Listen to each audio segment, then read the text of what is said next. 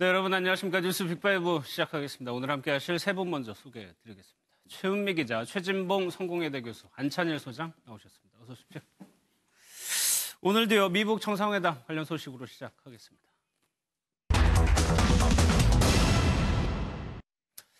트럼프 대통령을 예방한 김영철 부위원장이 가는 순에 역순 그대로 해가지고 일단 평양으로 들어간 것 같아요. 네, 그렇습니다. 미국에서 출발해서 베이징에 도착한 게 어제 저녁 7시경이고요. 예. 그리고 나서 바로 평양으로 간 게 아니라 오늘 낮에 평양으로 출발을 했습니다. 예. 그러니까 중국에서 하룻밤을 보내고 오늘 정오쯤에 평양으로 출발을 했는데 그러니까 아마 지금쯤에는 평양에 도착해서 그렇겠네. 김정은 위원장도 예. 만나고 하는 과정들이 지금 한참 진행되고 있지 않을까 좀 조심스럽게 좀 추정이 되는데요. 예. 그렇다면 중국 측과 접촉을 했을까가 예. 사실 가장 큰 관심입니다. 지금 중국에서 워낙에 북미 정상회담은 물론이고 김영철 부위원장과 트럼프 대통령의 만남 자체에도 관심이 많았기 때문에 어떤 방식으로든지 김영철 부위원장이 어제 도착해서 하룻밤을 보내는 동안 이 오늘 오전까지요. 시간이 좀 있었기 때문에 이때 이제 중국 측 인사 누구라도 만나지 않았겠느냐라는 지금 추정이 계속 나오고 있는데요. 예. 보시면 어제요. 베이징에 도착을 해서 저녁 7시에 베이징에 도착을 해서 귀빈 통로가 아니라 일반 통로로 나왔거든요. 예. 일반 통로로 나와서 북한 대사관 마중을 나와 있었고 북한 대사관의 차량을 타고 북한 대사관으로 이동을 했습니다. 그러니까 잠자리가 북한 대사관에 있었습니다. 그렇기 때문에 기자들이 아마 북한 대사관, 중국 주재 북한 대사관 앞에서 이제 김 위원장을 기다리고 있었는데 김 부위원장을 기다리고 있었는데 이 김 부위원장이 공항에서 타고 출발한 차량에서 이 대사관에 도착했을 때는 김 부위원장이 내리지 않았다라는 이야기가 지금 나오고 있거든요. 예. 그러니까 김 부위원장이 공항에서 같이 출발은 했지만 혼자 떨어져 나가서 다른 곳으로 이동을 해서 누군가를 만났을 가능성. 또 있다? 예, 그런 가능성들도 지금 나오고 있는 상황입니다. 예. 중국의 입장에서는 트럼프 대통령이 어떤 얘기를 했는지 직접 들은 사람한테 듣고 싶어 하겠죠, 당연히. 그렇죠. 당연하죠. 그러니까 중국 입장에서는 김영철 부위원장이 뭔가 정보를 주길 바랄 거라고 저는 생각을 합니다. 네. 또 북한 입장에서도 중국의 일정 부분 회담 결과에 대해서 설명할 필요가 있다고 생각이 되어지고요. 그래서 만약에 지금 이제 최은미 기자가 얘기했듯이 김영철 부위원장이 버스에서 내린 흔적이 없고 지금 현재 대사관으로 들어왔지만 거기서 차에서 내려서 이동한 경로가 없다고 하면 네. 따로 중국과 비밀리에 접촉해서 방미 결과를 설명했을 가능성이 있다고 저는 봅니다. 그러니까 중국과의 어떤 협력 이런 부분들이 북한 입장에서 중요한 거 아니겠습니까? 또 앞으로 북미 정상회담 과정에 있어서 중국이 뒷배경이 돼주는 것이 북한으로서는 유리한 차원이기 때문에 예. 제가 볼 때는 어떤 형태로든 트럼프 대통령을 만난 이후에 방미 결과에 대한 성과를 분명히 설명할 가능성이 있다. 그런 차원이라고 본다면 김영철 위원장이 평양 들어가기 전에 만났을 가능성도 전혀 배제할 수 없는 상황이라고 보여집니다. 일단 김영철 위원장은 지금 평양에 가 있고 김정은 위원장을 직접 만나겠죠. 그런데 지금 북한 언론에서는 이런 방구가 없거든요, 여기에 대해서. 네, 그게 좀 이례적인데 네. 제가 볼 때는 아마 이걸 어느 타이밍에 보도하느냐. 이건 북한이 고려할 수도 있고 아마 보도하지 않을 수도 있습니다. 왜냐하면 뭔가 북미 정상회담의 극적인 효과를 노리기 위해서는 사전에 특사가 가서 조율했다, 했다 하는 걸 보도하게 되면은 그만큼 김정은 위원장의 업적이 좀 가려지지 않겠습니까? 그렇기 때문에 제가 볼 때 싱가포르에서 다가오는 12일에 열리는 정상회담을 좀 극대화하기 위해서 특사 파견 사실을 공개하지 않을 수도 있다고 저는. 그럼 일단 최소화하게 한다는 의미로 좀 들리네요. 그렇죠. 내적 그냥 정책으로만 외교적인 어떤 특사 파견에 끝내고 그래서 이번에 뭔가 이 친서 전달도 지금 트럼프 대통령이 이제 뒷면을 보이고 네. 또 김영철 부위원장이 전달할 때도 앞면으로 보이게 주지 않고 뒷면으로 보이게 줬습니다. 맞아요. 그래서 제가 볼 때는 앞면에 분명히 우리 김정은 위원장, 국무위원장 마크가 네. 북한의 국장이 그려진 마크가 있을 텐데 앞으로 보이게 줬으면 마크가 보일 거고 또 트럼프 대통령이 이걸 뒤집어서 제대로 들고 있으면 그 마크가 보일 텐데 네. 왜 그걸 가리고 있는지 그것도 조금 의문스러운 일입니다. 안찬일 소장님 말씀하시고 지금 사진을 보니까 이걸 전달을 하는데 밑에를 위로 준 것 같은 좀 느낌이 들긴 합니다. 그 의미가 실제로 좀 뭔가를 좀 알리지 않고 싶었던 의미가 있는 건지 어쨌든요. 그러는 사이에 지금 회담을 앞두고 있는데 북한 내 군서열이 상당히 많은 부분 움직였다는 보도가 일단 있었어요. 네, 그렇습니다. 북한군 수뇌부 3인방이 모두 교체됐다라는 사실이 지금 어제부터 전해지고 있는데요. 예. 총정치국장, 그러니까 북한군 서열 1위인 총정치국장이 김수길로 바뀌었다라는 건 이미 지난달에 이제 조선중앙통신과 조선중앙TV를 통해서 좀 알려졌었습니다. 네. 네, 좀 이제 북한 내 온건파로 알려지는 인물이거든요. 그래서 거기까지는 이제 국내에서도 알고 있었는데 지금 인민무력부장과 군참모총장까지 교체됐다는 소식이 지금 최근에 전해지고 있는 거거든요. 이 인민무력부장 같은 경우에는 좀 나이가 좀 어린 8살 어린 노광철로 교체가 됐고 이분도 뭐 온건파로 좀 알려져 있다고 하는데요. 그리고 네. 우리나라 합참의장에 해당되는 군참모총장도 리명수에서 리영길로 다시 교체가 됐습니다. 네. 그러니까 이 지금 새롭게 교체된 두 사람이 어떤 사람인지를 좀 볼 필요가 있는데 사실 우리나라에서는 어떻게 알려져 있는 분들이냐면 이 박영식 전 인민무력부장 같은 경우에는 지난번 첫 번째 남북 정상회담 때 이 문재인 대통령에게 거수경례를 했던 북한의 군 어떤 수뇌부가 이제 상대국의 어떤 적국이기도 한 그런 대통령에게 좀 화제가 됐죠. 예, 거수경례를 예. 해서 좀 화제가 됐던 인물이고요. 그리고 리명수 전 군참모총장 같은 경우에는 김정은 위원장이 주재하는 회의에서 지난 4월의 회의에서 예. 졸고 있는 모습이 좀 이 장면입니다. 포착이 예. 됐던 인물이기도 합니다. 그래서 어떤 이런 일련의 해프닝 같은 어떤 이런 일들이 실제로 이 교체까지 영향을 미친 게 아니냐라는 어떤 이런 분석도 나오고 있는데 그거보다 네. 뭐 좀 더 큰 어떤 뭐 북미 정상회담이나 남북 정상회담 뭐 이런 여러 가지 이벤트를 앞두고 좀 온건파로 바꾸려고 했던 거 아니냐는 어떤 분석도 나옵니다. 그러니까 평화 체제로 가면서 무언가 군 내부의 성격을 바꿔주겠다는 의도가 일단은 있다고 보세요, 안 소장님? 예, 그게 아마 강한 그 지배력이 작용했다 저는 그렇게 보는데 아닌 게 아니라 과거 김정일 시대나 김일성 시대는 군부가 항상 입김이 세지 않았습니까? 그랬죠. 이번에 예. 김정은 위원장이 저렇게 남북 정상회담, 북미 정상회담 자신 있게 나오는 건 군부를 그만큼 눌렀기 때문에 가능한 것입니다.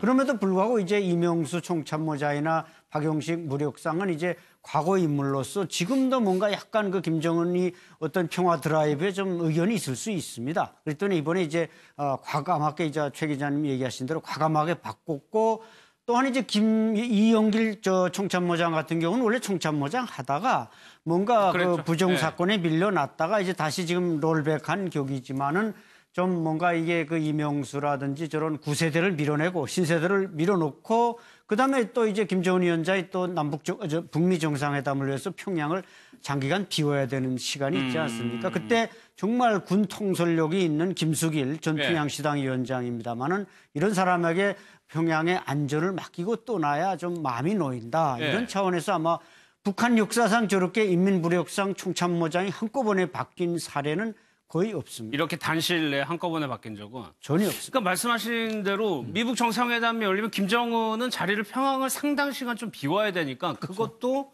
영향을 미친 거냐? 당연하죠. 그러니까 자기의 친정 체제를 좀 더 강화시킬 필요가 있는 거죠.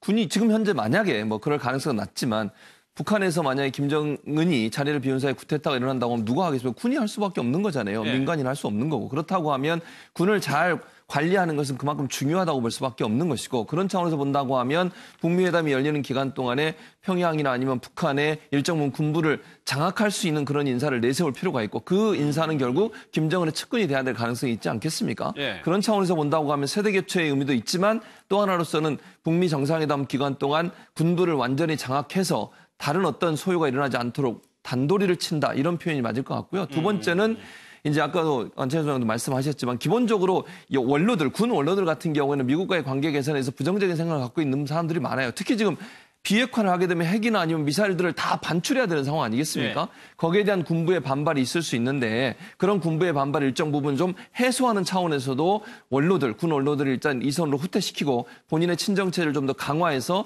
본인이 추진하려고 하는 한 번 더 비핵화 또 핵무기 처리 문제 이 문제를 좀 더 잘 자연스럽게 이끌어 나가려는 의도를 갖고 있다고 보여집니다.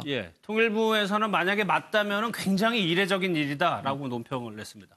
아까 이제 친서를 잠깐 안찬일 소장님이 얘기를 해주셨는데 친서가 좀 우리가 보기에도 좀 좀 굉장히 컸어요, 크기가. 그러니까 바로 저 사진인데요. 저것만 봐도 좀 커 보이는데 실제로 보면 A4 용지보다 좀 큰 사이즈라고 해요. 그러니까 아마 A4 용지 2장을 조금 이제 겹쳐가지고 놓은 정도의 크기가 아닐까 싶은데 왜 저렇게 큰 봉투에 보통 우리가 이제 편지 봉투나 무슨 이렇게 카드 같은 걸 상상했을 때 이제 네. 볼 수 있는 그런 정도의 크기가 아니잖아요. 그런 정도의 크기를 넘어서서 꽤 큰 크기에 지금 트럼프 대통령의 뭐 덩치가 좀 큰 편인데 그렇죠. 지금 이 배를 다 가릴 정도의 사이즈거든요. 그러니까 네. 이제 트럼프 대통령도 그렇고 그 미국 언론들, 저 지금 사진을 본 미국 언론들도 굉장히 이례적이다라는 평을 내놓으면서 뭐 갖가지 지금 패러디도 쏟아지고 있다고 하는데요. 네. 뭐 이 부분에 대해서 지금 북한의 전략적인 의도가 담긴 거다. 저런 큰 사이즈. 트럼프 대통령이 워낙에 사이즈 큰 걸 좋아하는 사람이기 때문에 봉투조차도 저렇게 큰 걸 했다라는 어떤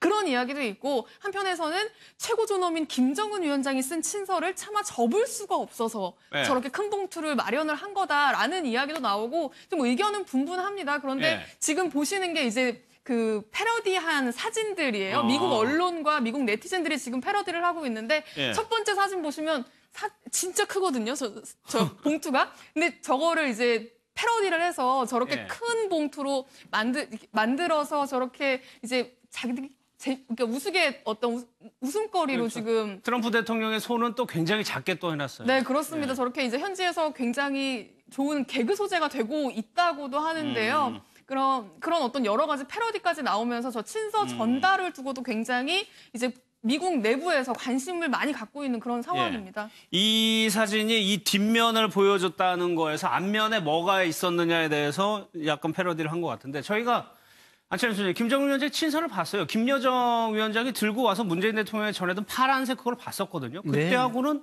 많이 다릅니다. 네, 그 국무위원장이 마크가 딱 찍혀 있죠. 예. 저기 저 봉투에도 틀림없이 앞면에는 김정은 국무위원장을 상징하는 마크가 찍혀 있을 겁니다. 예. 그런데 김영철 위원장이 줄 때도 뒤집어주고 또 트럼프 대통령도 뒤집어서 들었고 요게 무슨 김영철 부위원장이 트럼프 대통령 할 때 주면서 사진 찍을 때도 이렇게 가려주세요. 뭔가 그 말을 했는지는 모르겠지만 그 왜 그렇게 했는지 아직 좀 뭔가 북한과 미국은 이렇게 대등하지는 않다. 뭔가 국가 대 국가는 아니다. 이런 걸 상징하는 건지 우리가 좀 뒤에 이제 비하인드 스토리를 들어봐야만 네. 왜 저렇게 했는지 그런 것을 알 수가 있을 것 같습니다. 근데 일단 저 친서를 받은 트럼프 대통령은 보지도 않고 엄청나고 놀라운 내용이 있을 거라면서 굉장히 좋아했단 말이에요. 그러니까요. 그러니까 친서를 보낸 것 자체에 대해서 아마 이제 칭찬을 한 것 같은데 예. 그럼에도 불구하고 아마 일정 부분 그 어떤 내용이 있을 거라고 상상은 가능할 것 같아요. 무슨 말이냐면 김영철 부위원장 친서 전달하기 전에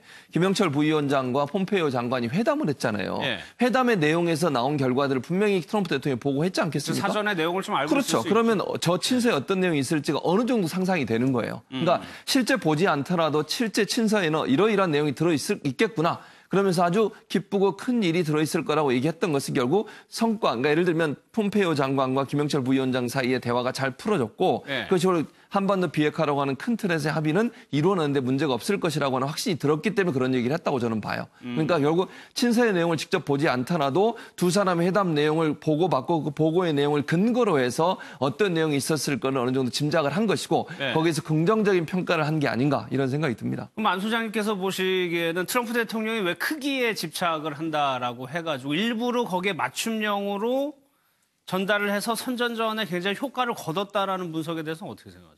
그렇죠. 뭐 어쨌든 다른 지도자들한테 보내는 것과는 다르게 뭔가 특색 있게 이 친서를 만드는 거 아니겠습니까? 예. 이것은 일단 북한이 미국에 대해서 보이는 일종의 성의, 뭔가 이번 북미 정상회담을 잘해달라는 그 김정은 위원장의 부탁이 들어 있으니까 사이즈를 아주 크게 빅 사이즈로 만들었고, 문제는 또 트럼프 대통령이 저 친서를 받고 나름대로 또 김정은 위원장에게 보내는 친서를 지금 보냈다는 얘기를 꺼내는 사람은 아무도 없습니다. 물론 뭐 90분간의 대화 이후에 친서를 뭐 만들 시간이 있었는지는 모르겠습니다만 나름대로 또 트럼프 대통령이 만족했다면 거기에 답장 형식의 작은 메모라도 보냈을 텐데 그건 뭐 공개되는 게 아니니까 예. 오늘 아마 김영철 부위원장이 이걸 김정은 위원장에 전달했는지 그건 뭐 후에 알려질 수도 있는 사실이라고 봅니다.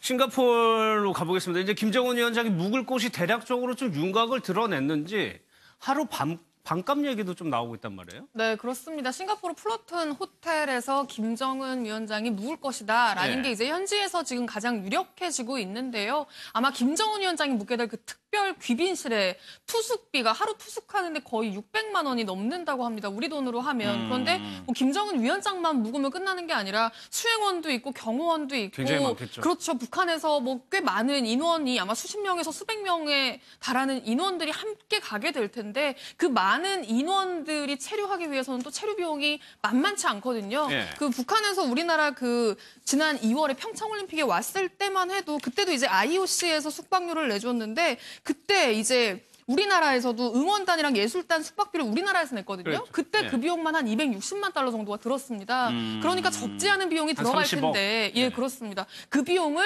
북한에서 다 조달하기가 괜찮을까라는 어떤 그런 의문에서 출발해서 지금 이걸 좀 누가 내주자라는 네. 어떤 그런 논의들이 계속 일어나고 있는 건데 미국에서는 미국이 내주면 북한이 조금 자존심 상할 수 있으니까 예. 싱가포르 정부가 좀 내주면 안 되냐? 개최국이니까. 라는 식으로 좀 추진을 하고 있고요. 싱가포르 국방부 장관 역시도 굉장히 긍정적으로 이제 응답을 했습니다. 그리고 민간에서도 국제 비핵화 단체들에서도 그 노벨상을 받은 단체가 있는데요. 그 단체가 우리가 노벨상 받을 때 상금으로 받았던 11억 예. 거기 다 쓸 수 있다.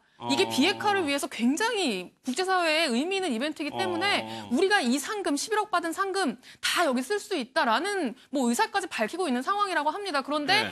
사실 이게 굉장히 국제사회에서 관심을 많이 갖는 이벤트이기 때문에 예. 북한이 그냥 직접 낼 가능성도 뭐 배제할 수는 없을 것 같습니다. 그러니까 평창 때랑 비교하면 그때보다는 아마 훨씬 더 많이 들 텐데 한 100억이라고 한다면은 그 정도를 북한이 지불하는데 좀 부담이 됩니까 실제로? 부담은 뭐 될 수 있습니다. 왜냐하면 네. 북한에서 뭐 공식 가격은 아니지만 이 장마당 가격으로 1달러는 북한의 대학 교수 한 달 월급보다 많은 돈입니다. 북한 돈이 8,300원이니까요, 1달러가. 네. 그렇기 때문에 이 1,000달러, 하룻밤 사이에 뭐 6,000달러 이렇게 김정은 위원장 방외에 물론 구륙산 군부대고 외곽 경비까지 한다니까 아닌 게 아니라 한 100여 명이 갈 가능성이 높습니다. 북한에서 경호 그러면 인력까지. 훨씬 뭐 많겠네요. 네, 인원수, 숙박비, 식사비 뭐 이런 모든 걸 계산하면 북한에게는 뭐 경제적으로 부담된다면 부담이 됩니다. 따라서 북한이 뭐 자존심 꼭 내세울 거 있느냐 아닌 게 아니라 뭐 미국보다는 싱가포르 쪽에서 뭐 그냥 예의상 우리나라에 많은 외국 손님이 오고 세계적인 각광을 받으니까 네. 우리가 대신 내주겠다. 그러면 북한으로서는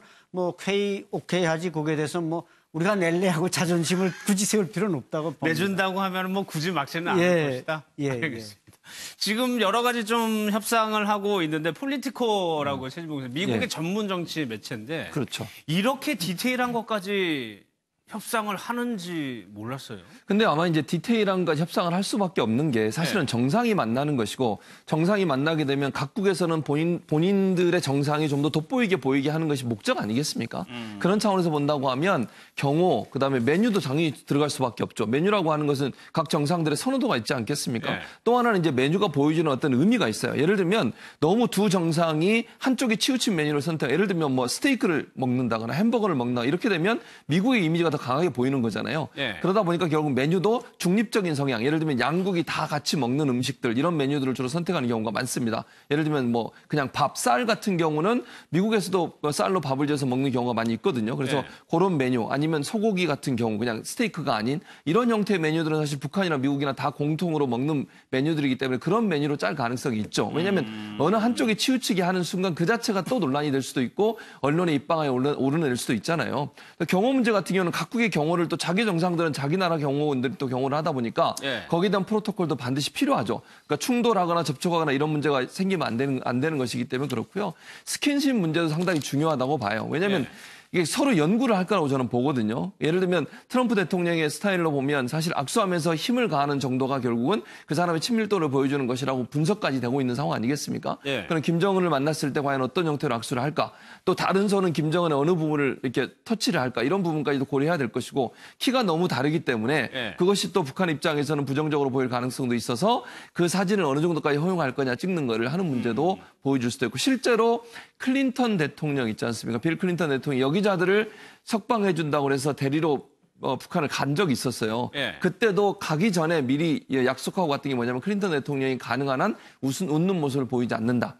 그런 모습을 일정 부분 정하고 갔던 경우가 있는데 그것처럼 이 북미 정상회담도 표정 하나, 예. 경호 문제, 메뉴까지도 다 준비하고 협의하고 해서 만들어내는 과정이라고 볼 수 있겠습니다. 북한에서는 최고 지도자의 존엄을 무엇보다 중요하게 생각하니까 이런 키 차이라든가 스킨십, 실질적으로 민감하게 반응을 할 거라고 보세요? 네, 그래서 이번에 이제 러시아 그 외무상이 평양을 방문했는데 네. 이상하게 오른쪽에 러시아 외무상이 서고 왼쪽에 김정은 위원장이 서가지고 아주 또 이례적인 그런 사진을 보여줬는데 거기서 키가 좀 많이 김정은 위원장이 좀 딸렸습니다. 노동신문에도 뭐 크게 그 차이 나는 걸 그대로 보도했는데 아는 게 아니라 이번에 이제 트럼프 대통령과 김정은 위원장의 키 차이가 좀 있지 좀 않습니까? 나죠. 그래서 예. 포옹하는 방식도 지난번 우리 문재인 대통령과 판문점 그 2차 두 분 사이 2차 정상회담 때 갑자기 김정은 위원장에게 3번 포옹을 해서 우리 대통령이 약간 놀라는 표정도 우리가 봤는데 네.